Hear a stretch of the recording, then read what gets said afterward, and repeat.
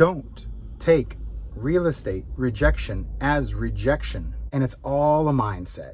Rejection is not rejection when you believe in yourself and they say no because they don't want to sell. This is your first day in real estate, and I am your real estate sales trainer and coach, James Festini. And this is the program that's going to teach you how to sell more real estate in less time. I need you to get on the phones. And you know what she said? I'm scared. I said, what? How could you be scared of prospecting? She goes, I don't like being rejected. I'm like, rejection. Don't take real estate rejection as rejection. Baby January, my 7-year-old girl, I was sitting on the couch this weekend and she comes by and she goes, Dad, let's play Candyland. I'm like, no, Candyland's lame. I didn't say that to her. I'm like, no, sweetheart, I'm busy. She looks at me, I'm not really busy. I don't know what I was doing. I was just watching a YouTube video. She goes, okay, Mom, let's play Candyland. She goes, no, not right now, right? And I'm sitting there going, I don't want to play Candyland. I don't want to do this. She goes over, grabs Candyland off the shelf and sets it on the ground. She goes, okay, Dad, you're blue. Mom, you're yellow. Was she rejected? Did she hear no? No, she did not hear no. She didn't cry. She didn't go to her room. She's like, you're blue, you're yellow. And she starts playing. She goes, I'm red. So she starts flipping over the cards. If you guys have never played Candyland, it's really boring. To kids, it's amazing. God, I wish I could tap into that like easily amused part of my brain. I'm not amused. I can't even watch cartoons anymore. They're just boring, right? I'm not easily amused anymore. Even I can't even amuse myself. Hopefully I'm amusing you guys. Tell me in the comments below, James, you still amuse me, so don't give it up. So I'm looking at her playing the game, and here's what I think in my thing. I'm like, I know that I'm getting older. She's getting older. My 13-year-old is in the other room, doesn't give a damn anymore, right? Once they cross like 11 years old, they're done, right? They don't want to deal with you anymore. They're done. Anybody who's had kids, right at about 11 years old, crossing into 13, they're done. Like, no more Candyland, right? No more daddy this, no more daddy, I love you that. Daddy, can I come sleep with you? Daddy, can we go there? Daddy. I mean, with January, we've been so close. And I'm looking at the contrast between two of them, and I'm watching her play, and I go, you're such a son of a bee. You got to play Candyland. Oh, I hate Candyland. I'm not playing Candyland. So what does she do? She goes, okay, Dad, you're this. She's calling all the shots from the distance, right? And I could see her like winging it. And then what does she do? She gets up, comes on the couch with the board and the cards, and sits her little butt in between Nicole and I on the couch. And then starts playing right next to me. And I'm watching like the pieces slide off, the cards are all sliding by, and I'm like, I can't watch this anymore. Okay, fine. And in my head, I'm thinking to myself, I've got to be a better dad. I mean, what's it all about? I'm not going to be 90 years old looking back saying, gosh, I wish I had made one more call. Gosh, that YouTube video was so worth it. That podcaster. No, there will come a time where I will regret not playing Candyland with my daughter. You son of a gun. Play. So I'm like, all right. I shifted in my chair and I'm like, okay, baby. I'm blue. She goes, let's start over. I'm like, I was almost winning too. So I'm like, all right, fine, let's start over. She goes, okay, Mom, you playing? No. I'm like, her loss, right? And in that moment, I started thinking about rejection. Going, she wasn't rejected. Children, you want to look at the best closers in the world? 7-year-old girls. Best closers ever. Like, I should put her on the phone. I should send her out door knocking. I'll stand at the street and I'll be, go on, knock on the door. All right?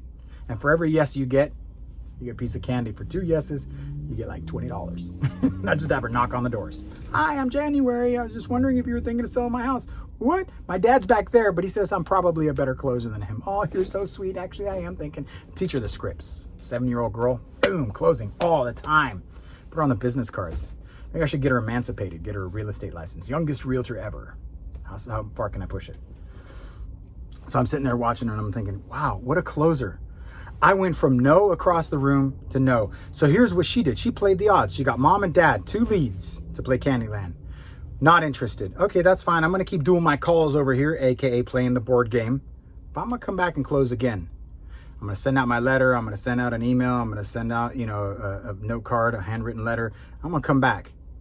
So I don't think she was thinking about this, but I'm tying it into our real estate world, right?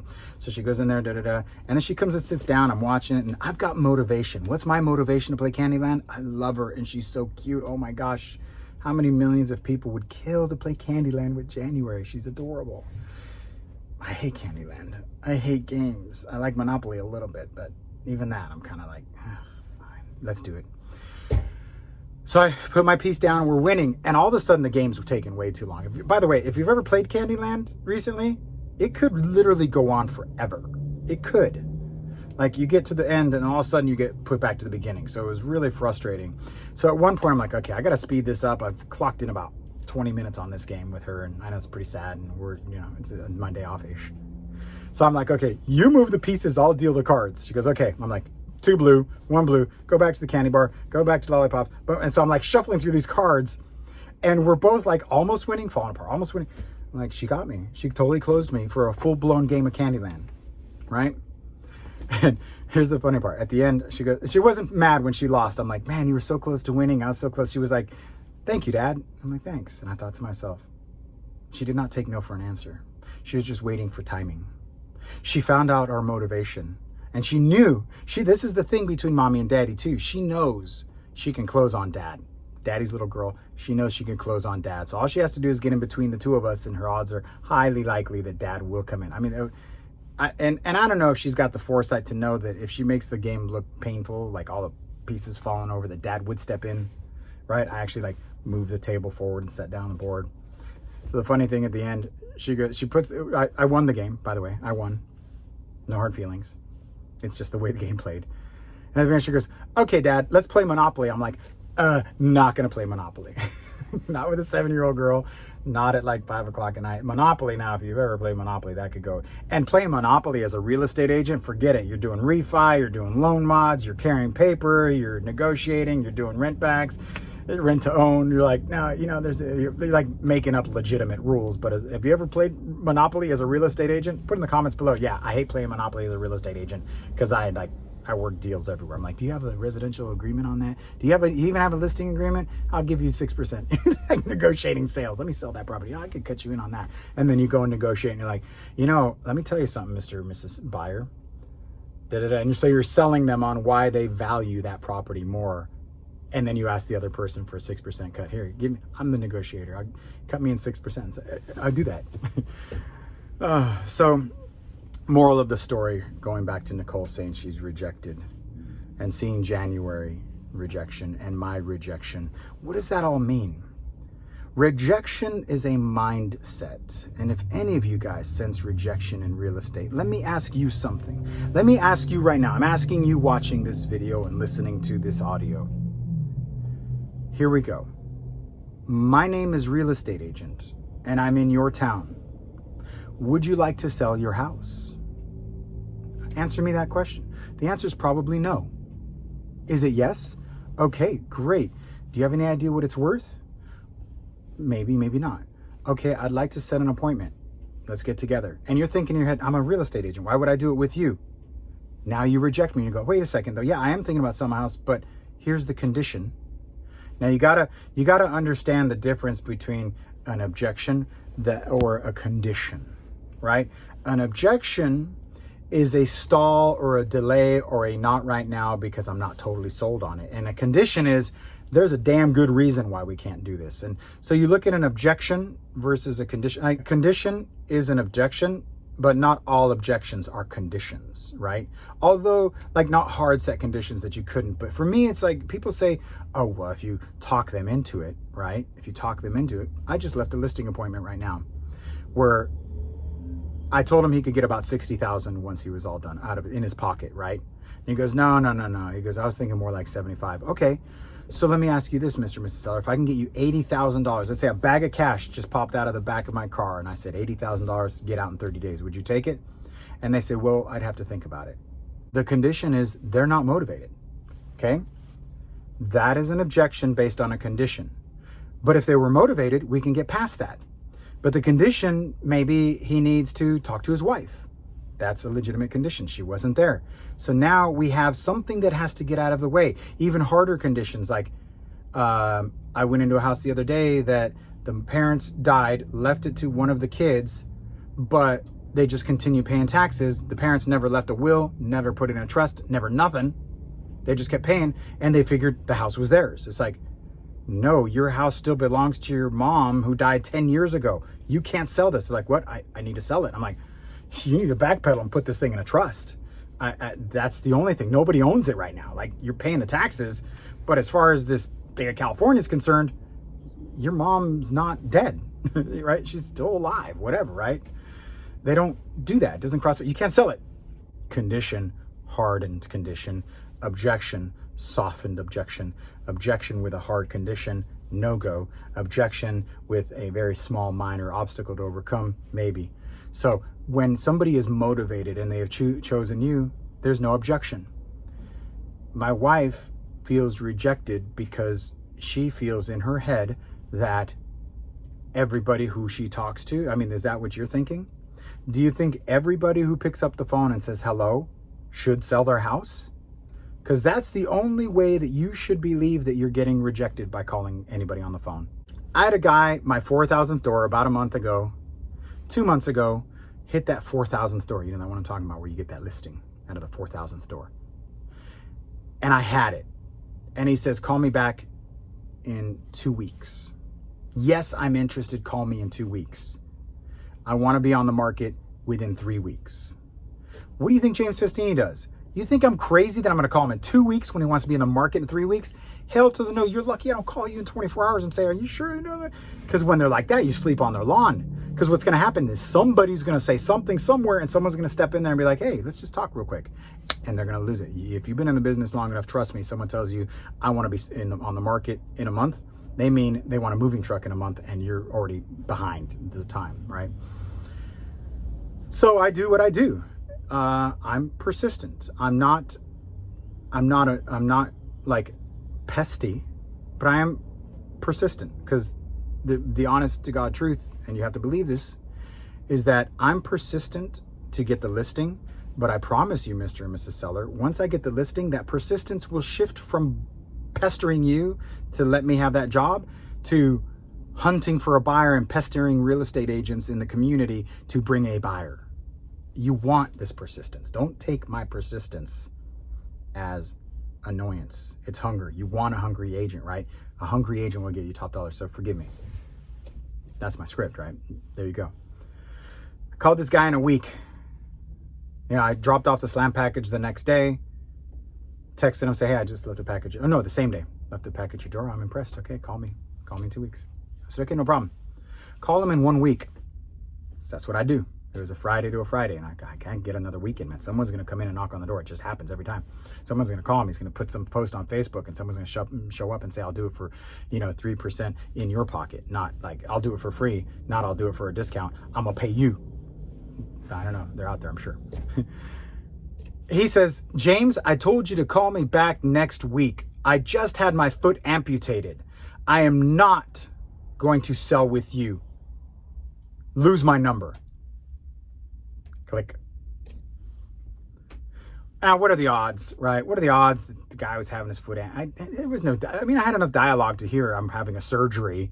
If he would have said I'm having a surgery, okay, he's having a surgery, right? You get those leads to say I'm having a surgery, or call me back, right? These are the weird things where you have to finally walk that line between annoying or persistent or, hungry. I know you want the business. And they said, as soon as my wife, I have one of those right now where he said, absolutely. I was a door knock, right? And when my wife passes, I'm so sorry to hear. He didn't let me inside because the wife was on hospice. Send him out a card, keep in touch. A month later, I'm like, hey, just want to know if you got that paint done. He was doing some painting outside. And then he's like, my wife passed. I'm like, man, I'm so sorry. Is there anything I can do? You got a good support system, but you got family, but if there's anything, just call on me. So I cool down, right? But I know he probably told other agents once his wife passes. So when do you find that moment where you're not rejected and you get the business? Where do you find that moment? So I called him like 2 weeks later. I think 2 weeks, right? Morning. I don't know. I've lost both my parents within a 1 week period. So I know morning for me, I don't know. How long do we? So I'm sitting here going, and I'm doing this, right? I'm doing this for you guys on the program, on the training here. And the guy's like, send him a condolence card, right? Send him flowers and call in 2 weeks. Maybe better yet, show up. So I show up.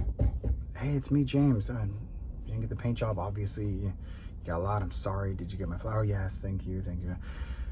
So what's up, man? What's the next plan? Are you selling that car? You know, have you started? He goes, well, actually, I'm probably just going to stay here. Is that an objection? Is that rejection?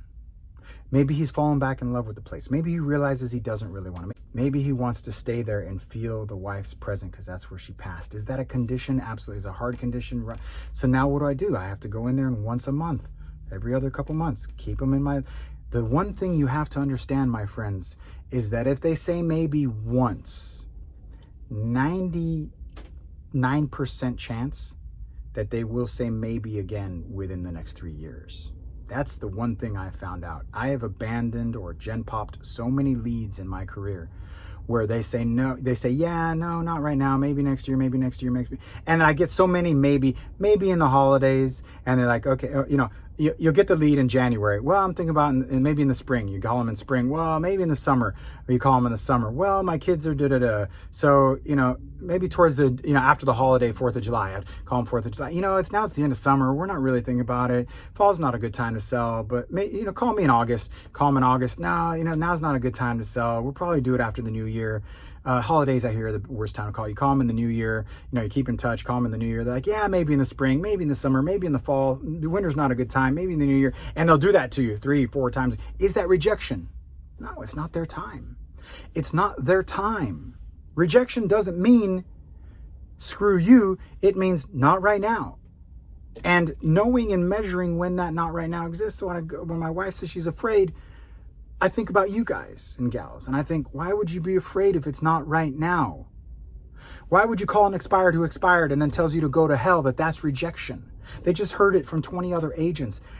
Take it with a grain of salt, my friends. That is not rejection. Trust me, you've been far worse rejected, right? You go apply for a loan for a car and they say, no, you can't afford it. Is that rejection? Yeah, it hurts a little bit. You're like, I really wanted that car, but you can't. That's a condition. Not an objection. It's a condition. You got to qualify. Qualification not met. A condition. So my friends, ladies and gentlemen, boys and girls, thank you for watching this. Thank you for listening to this. Please share, like, subscribe, all that stuff. And I encourage you, please stop taking no for an answer unless it truly is no. If it is no, then please stop taking no as rejection. It's just not right now. And it might not ever be. But if you know how to listen, and if they say maybe once, then patiently ask again. Like January, not right now, sits on the couch, not motivated, okay. Do your thing, do your follow-up, and then someone's gonna reach out and say, yeah, I'm actually interested. On Friday, I had 3 people on Friday. It was the craziest Friday ever. I had 3 people. One guy calls up and goes, hey man, you remember me? I live in, you know, my previous territory because I had so much clout over there. Hey man, remember me? Well, I need to sell my house. Fantastic, right? I just met him an hour ago and spent an hour and a half with him. How's that possible? I just met him this morning, spent like 2 hours with him talking to him. It could be a listing in about 2 weeks. Second one was a real estate, a seller in the area who goes, dude, you just sold the house behind me. How did you do it? I'm listed right now, but I'm going to fire my agent. I'm like, I can't really talk about it. If you fire your agent, call me back. It looks like maybe I can help you out, but I can't talk about it. I'm super ethical. I'm not going. Other agents will be like, oh yeah, I'm looking at the MLS, looks like crap. Oh, I'm looking at these photos, looks like crap. Oh, this guy's an idiot. God, why did you do? I don't do that. I'm super ethical, man. And I know that if my voice was ever recorded on one of these conversations and they put it before the man, they'd be like, yeah, he's, you know, he definitely skated along the edge of that. Like, you know, I don't feel right about it. Do unto others. That's my rule. That's my religion. It's my politics. And then the third one goes, my wife and I are getting a divorce. You sold our house 3 years ago and I need to sell. And we had to pick an agent. We had to pick 3 agents. So I call them up. I'm like, your wife likes me and you like me. Why don't you just write my name down 3 times and let's get this over with. So I call the wife. She doesn't want to move. Call the homeowner who already moved out, the husband. He's like, I want her out. And I'm like, I got to work my way in through the wife and say, if you're going to stay, I'm sorry we lost touch with each other. I really actually liked you. If you got to move, I hope you like me enough to stay with me and let me be your agent of choice. Either way, again, always doing the right thing. Don't ever take no for an answer if you believe in your product. If you're a crappy agent, yes, you're being rejected because you suck. If somebody says no because you suck, you suck. It's possible, highly likely. If mommy and daddy told you you're handsome, but no one else is flirting with you, you might actually not be that good looking, right? And it's all a mindset. Rejection is not rejection when you believe in yourself and they say no because they don't want to sell. So if you believe in your product and you believe what you're doing is right and you totally believe 100% that you are the best agent for the job and that you work honestly really hard, not that like you pretend to work really hard, but that you do professional marketing. If you do what I'm doing for every client, then you deserve the business. And if you lose it, yes, that one guy with the foot operation, my bad. Not rejection. I immediately did a video and I emailed that and I'm like, dude, I am so sorry, forgive me. But when somebody, this is the story, if there's anything I can do, let me know. Wrote him a handwritten letter, said, I am so sorry. And he listed like a whole month later. So he wasn't even that motivated to list.